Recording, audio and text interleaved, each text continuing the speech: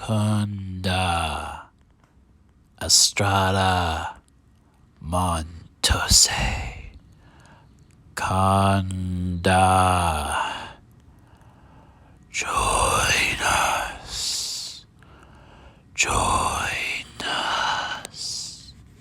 Hi again, everyone. Scott Pyre, pop cult fan here, and in this video, now that the new Evil Dead Rise movie is coming out this weekend, I want to talk about one of my personal favorite Evil Dead movie in this franchise. Is a movie that came out 10 years ago, Evil Dead, the remake.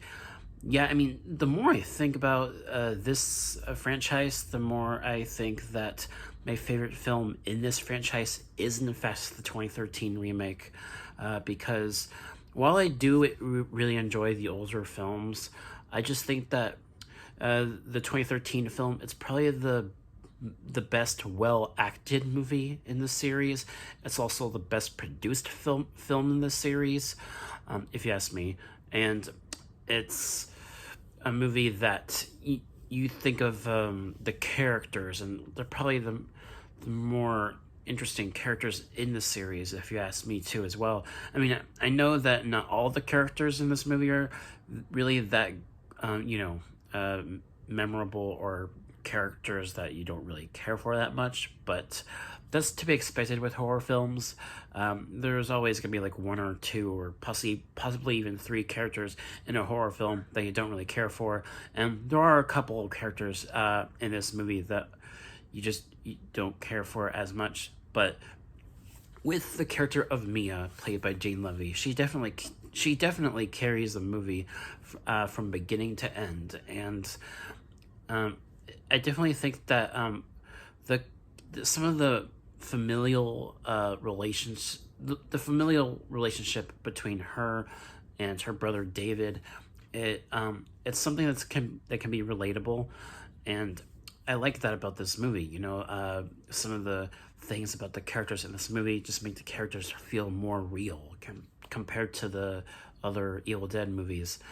And also that this movie, it's straightforward horror, similar to the original 1981 film, and it's something that I appreciate a lot more compared to the more comedic nature of the other two films, Evil Dead 2, Dead by Dawn, especially that one, and Army of Darkness, which actually, speaking of Army of Darkness, that movie came out in 1993, which means that movie is 30 years old this year as well.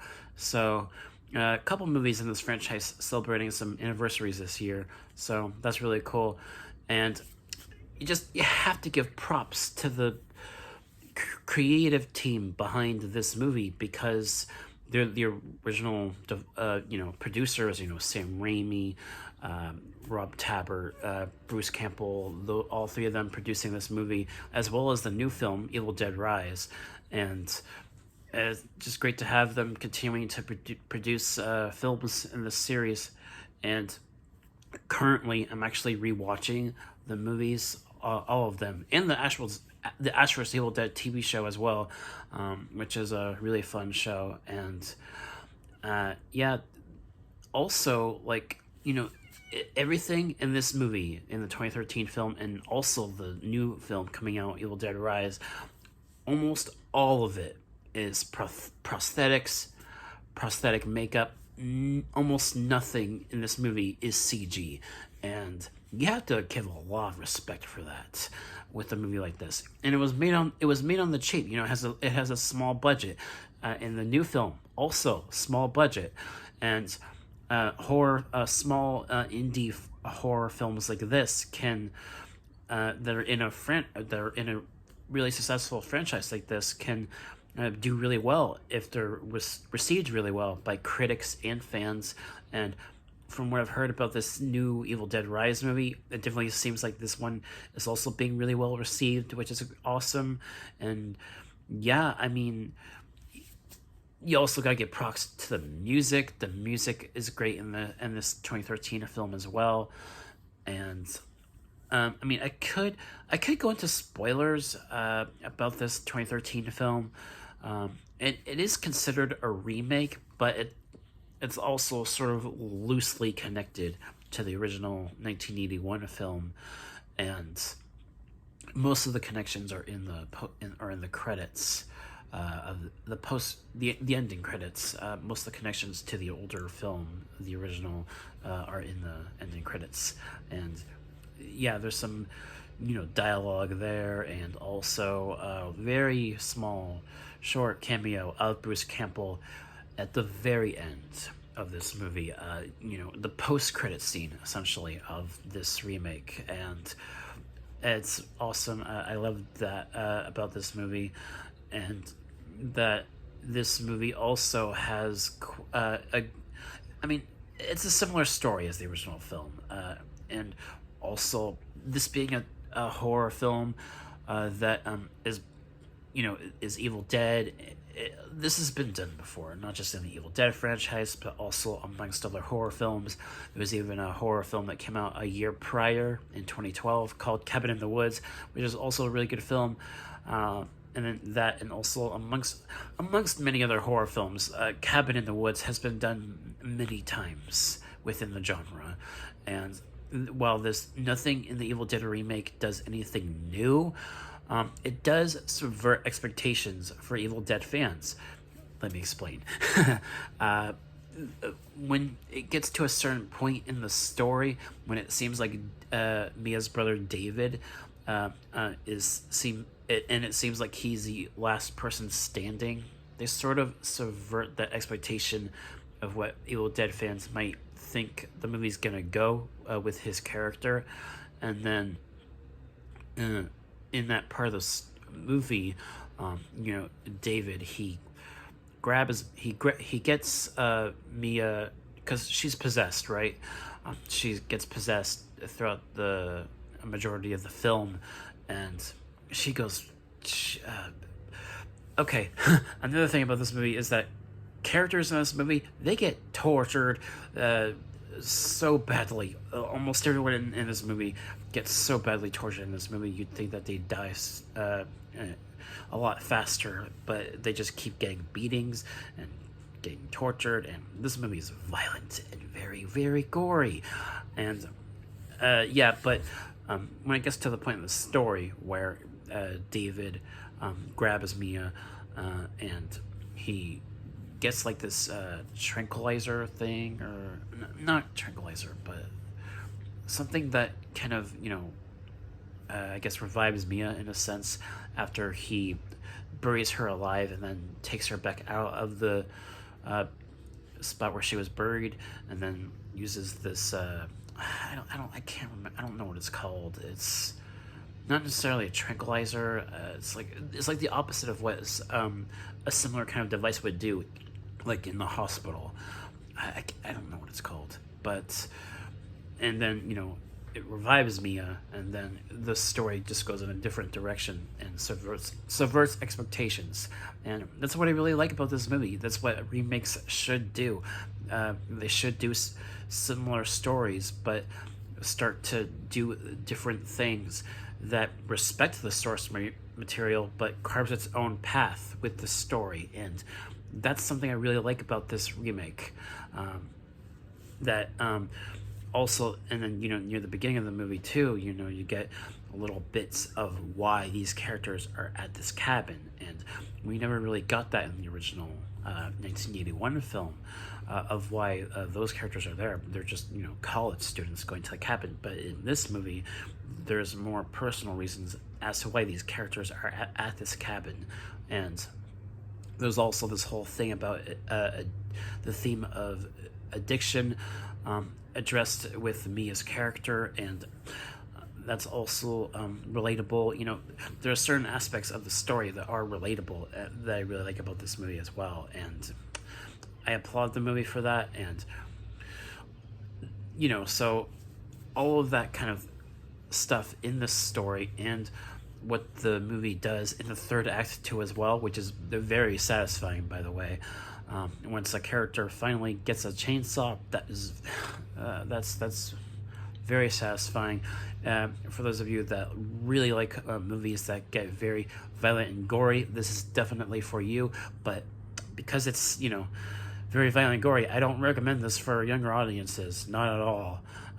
And especially the new film too, Evil Dead Rise. That's not a movie that younger audiences should see. No, no. I mean, yeah, the new Evil Dead Rise movie is a family film, but it's a very hard R rated horror film that is very violent and gory. Not recommended for younger audiences at all, for adults mainly, and for hardcore Evil Dead fans like myself. But yeah, and then in this film, the 2013 film, once the third act kicks in, there's this entire scene where Mia is fighting this abomination thing that comes out of the ground after 5 souls were taken from this demon that was referenced in the Necronomicon, and she has to fight that abomination thing and fight for her life, and all of that is very intense, and just it's kind of disturbing to watch in a lot of ways. And it also starts raining literally blood rain coming down from the sky, which is quite fascinating to watch, and it's an amazing third act. I love it. And yeah, I mean, like a demon, like a taker of souls, that was teased throughout this film. I'm not sure what. I mean, it seems like with this movie, there's like one like powerful demon that's being referenced in the Necronomicon, and parts of it are possessing these teenagers, and that's really interesting. They do some different things with the lore of the Necronomicon in this movie compared to the movies and also the Ash vs. Evil Dead TV show, and it makes me wonder, like, in regards to the lore, in regards to Necronomicon, and it makes me think that there's like different interpretations of the book, because there's also like a very different looking Necronomicon in the new film as well, Evil Dead Rise. Like, it makes me wonder about the lore and the backstory behind the actual demons that are that are mentioned in the Necronomicon. And I'm curious because in the new film Evil Dead Rise, the Necronomicon looks completely different, and it seems like, at least to me, there's like different different species of demons maybe within this universe. I'm not sure, but I mean, that is a lot more explored on Ash vs. Evil Dead, and also the Dark Ones that were also more expanded upon on Ash vs. Evil Dead.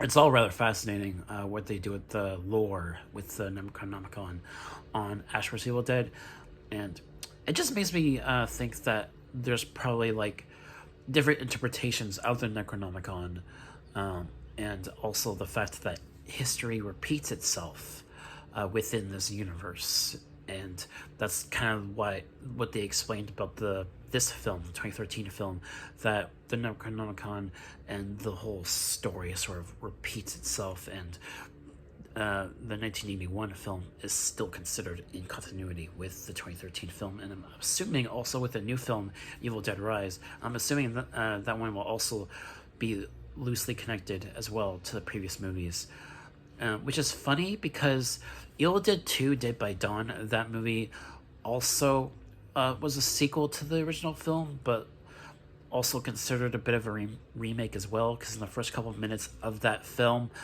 they sort of retell the events of the original film, but in a different way without the other characters. So that's all a little bit odd in regards to the continuity, but yeah, the continuity is a little shot throughout all these movies and the TV show as well, but it is rather fascinating when you think about the lore of the Necronomicon, and I'm really curious what we'll do with this new film, Evil Dead Rise. and I can't wait. I'm actually going to see it this weekend on Saturday, and I'll definitely do a review for that movie on my channel. So Evil Dead 2013. I know I did a video a while back on my channel, sort of reviewing all the movies, and I definitely think that, at least for me, the 2013 film is my favorite in the franchise. It really is. It's well made and well produced and decently acted, and I mean, there are a couple things about the movie, like I've said, that, a couple characters that you don't really care for, and also the story being similar to countless other horror films like this. Nothing new, really, with the story, but it's still a really decent film, and one of the better horror remakes, if you ask me. It's a great film. So yeah, if I had to give a review for this movie, a grade for this movie, I definitely give it an A. Yeah, I mean, I don't have too many flaws with it, just a few little things I would nitpick, but it's a great film, and definitely, I really wish Evil Dead Rise was a sequel to this one. I really do. I feel like they could still continue the story for Mia. They could still continue her story, and also they don't really need Ash anymore in this franchise. They could do other things, like they could continue Mia's story, or they could have a character like from the actual Evil Dead TV show, Kelly. I would love to see her back at some point in a new movie or spin-off show, maybe, and she could definitely hold her own. Of any characters on Ash vs. Evil Dead that I would want to come back, I would want Kelly, played by Donna DeLorean. I can't remember her name exactly, but the actress that played Kelly on Ash vs. Evil Dead, I would definitely want her back at some point. And yeah, I mean, we don't really need Bruce Campbell as Ash anymore, because there are characters in this franchise that can hold their own. And while I love Ash, I love Bruce Campbell, he's not necessarily needed. And also, Bruce Campbell has mentioned in interviews that he's sort of done as Ash for a while. Who knows when he'll return? But yeah, that should do it for this video. Probably one of the longer videos I've done in quite a while. But there's just a lot to talk about in regards to Evil Dead, and I'm super excited for Evil Dead Rise. I cannot wait. So that should do it for this video. Thank you guys so much for watching, and I'll catch you all in the next video. Peace. We're gonna get you. We're gonna get you. Nah.